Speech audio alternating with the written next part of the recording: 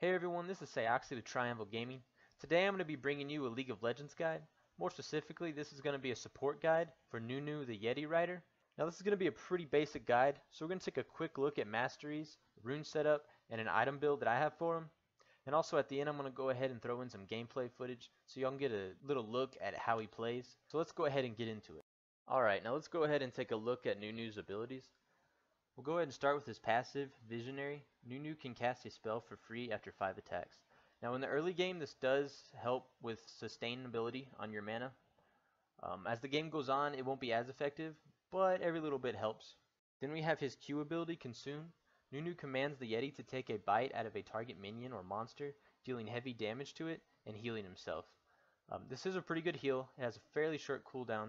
It allows for great sustain. My problem is, as it says, it requires a minion or a monster. You can't do this to other champions. When you're going into a fight, be aware if there's minions around. So maybe if you need a quick heal, you can go ahead and eat one of them, get a decent chunk of health back, but don't rely on it in fights. Then there's his W ability, Blood Boil.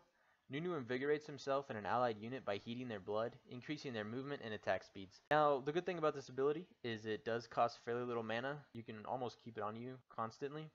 Don't forget that you can put this on an ally to increase both y'all's movement speed. And then there's his E ability, Ice Blast. Nunu launches a ball of ice at an enemy unit, dealing damage and temporarily slowing their movement and attack speeds. Now if you build into damage, this ability does do quite a chunk of damage. The only problem is, besides his ultimate, this is pretty much his only damage output ability. But if you build tank, this is a good way to slow enemies and allow your team to run them down. And then there's Nunu's ultimate, Absolute Zero. Nunu begins to sap the area of heat, slowing all nearby enemies. When the spell ends, he deals massive damage to all enemies caught in the area. Now this does do quite a bit of damage if it's allowed to go its full duration. In low level of play you probably will be able to get away with it. In high level of play there's a good chance that you're going to be stunned, silenced, whatever. So you probably won't get it off. So it'll mainly be used as kind of a control mechanism for your team fights, just because of its slowing ability. Also a note to remember is that when you're in the bushes, it doesn't show that you're casting this ability, so maybe you can catch an opponent off guard. Now on your max order, you're going to start off with either Blood Boil or Ice Blast. You may want to ask your ADC, whichever one he wants you to start out with. If you're unsure or he doesn't say anything or you don't want to ask, whatever the reason, probably safe bet is to go ahead and start off with Ice Blast. Get you a little bit of harass. But the first ability you will max out is your Blood Boil.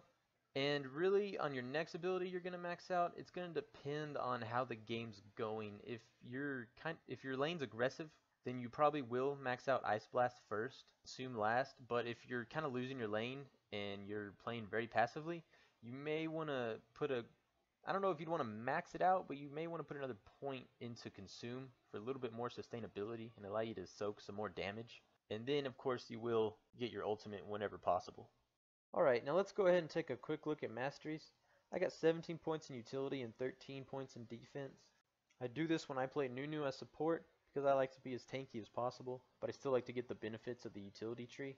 So I got 3 points in Fleet of Foot for some extra movement speed, 3 points in Meditation for some more mana regain, 3 points in Summoner's Insight for some cooldown reduction, 1 point in Alchemist to increase the duration and effectiveness of potions. And then I got 1 point for Biscuits. And then I go ahead and put 3 points in Greed for some gold income. Then a point in Scavenger for some more gold income. Then I got 2 points in Inspiration. Just get a little more experience because your ADC should be higher level than you. And then for the defensive tree, I got 2 points in Block for a little bit of damage reduction. Then I got 2 points in Enchanted Armor for boost in bonus armor and magic resistance. Then I got 1 point in Unyielding for a little bit more damage reduction. 3 points in Veteran Scars for a little bit of health. 1 point in Juggernaut for 3% maximum health. 3 points in Hardness for some more armor. Then I got 1 point in Reinforced Armor. If you'd rather, you can go ahead and put it in Swiftness if you want to, but right now I got it in Reinforced Armor. Now for my rune setup, I have plus 1 gold every 10 seconds for my quintessences, plus 0.91 armor for my marks, plus 1 armor for seals, and then for my glyphs I got plus 1.34 magic resist. Now my seals and glyphs are just the flat armor and magic resist, but by all means feel free to use the scaling. They are better in the long run anyways. Alright, so let's go ahead and take a look at the item build that I use. For your starting items, I go ahead and pick up Ancient Coin for a little bit of mana regain, as well as its passive, which gives you gold for minions dying around you. Then I take 3 health potions and a warding totem. Now on your first recall, you're going to go ahead and upgrade your ancient coin into Nomad's Medallion for even more mana regain, as well as some health regain and some gold per second. Its passive also increases in giving you 3 gold instead of 2 per minion kill around you. Then you're going to go ahead and get Boots of Speed, and if you have the money for it, go ahead and pick up Ruby Crystal. Now for your core items, you're going to go ahead and finish Talisman of Ascension, further increasing your mana regain as well as your health regain, giving you some cooldown reduction. And then it also gives you a nice active which grants nearby allies movement speed. Now I like to use Boots of Mobility just to allow me to get around the map faster. Now I have Sightstone and Ruby Sightstone next to each other, just to show you that you will eventually upgrade to Ruby Sightstone, but at first you're just going to want to go ahead and get Sightstone, and you're going to upgrade into Ruby Sightstone later in the game.